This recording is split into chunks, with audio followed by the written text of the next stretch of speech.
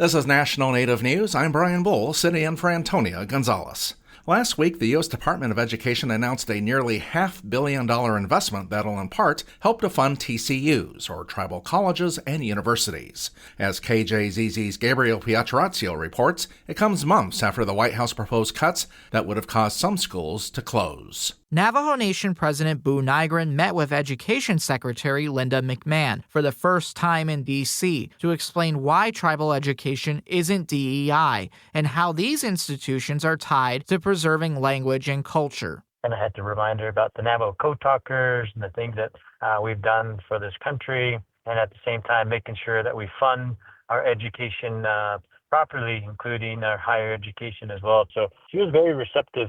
But coming away from that recent conversation Nygren calls a big win, he admittedly did not expect what would follow just days later. And then to get the good news after was even better, to know that over $100 million was going to be given to tribal colleges. Like New Mexico's Navajo Technical University and the nation's oldest Dinnett College in Saline, Arizona, both chartered by the Navajo Nation. 36 or so TCUs initially faced a roughly 90% funding deficit. Now they'll get a one-time 109% increase, and Nygren suggests it's a sign that the Trump administration is listening. The meeting that I had with her the week before was honored by really upholding her treaty trust responsibilities. For National Native News, I'm Gabriel Pietrorazio. The first feature film ever made in Idaho was shot more than a century ago, and it included more than 100 members of the Nez Perce tribe.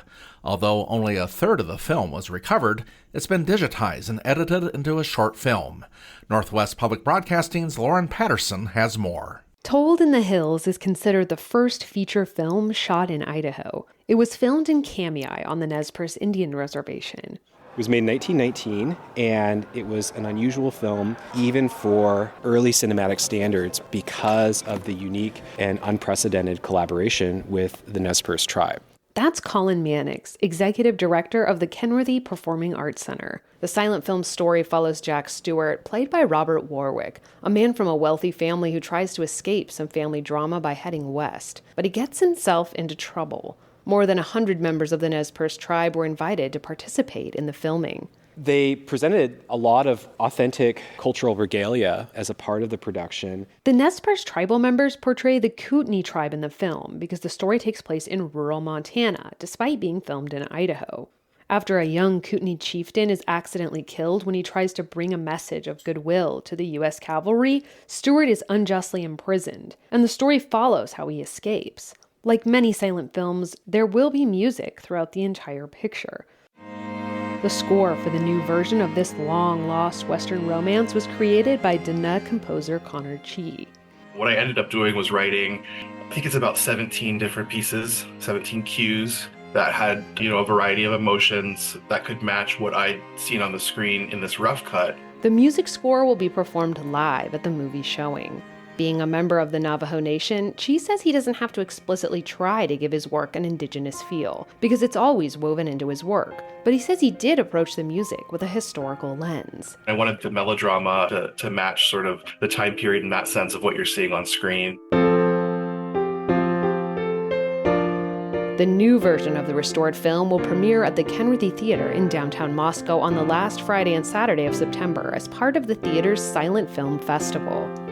Reporting in Moscow, Idaho, I'm Lauren Patterson. This is National Native News. I'm Brian Bull.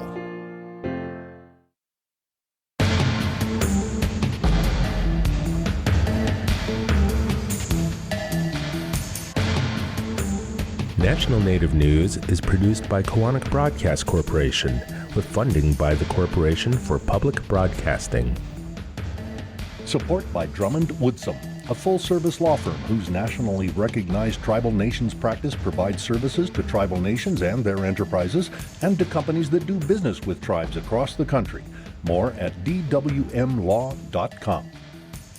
Skugtash. For more than 40 years, Ramona Farms has revived ancient traditional foods, tepary beans, pinoli, polentas, and more, all from store.ramonafarms.com. Ramona Farms supports this show. Tom Yang.